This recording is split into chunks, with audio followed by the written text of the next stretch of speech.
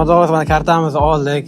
Maqsadiy Group orqali kelib, bemalol kelib topshirib, sizlar ham olsalaring bo'ladi, ishonchli narsasi. Assalomu alaykum vatandoshlar. Mana bugun Maqsud akam Jizzaxdan kelganlar akam. Akam bugun bizda karta pabuti olib chiqdilar. Men ko'p gapirib o'tiribman, akam o'zlari emotsiyalarini aytib beradilar, nasib bo'lsa, oldindan aytib qo'yaman, kartani olganlardan juda xursandlar. O'zbekistonga ketishga tayyorlar o'zi. Tayyorman. Mana xudo xohlasa mana kartamizni oldik.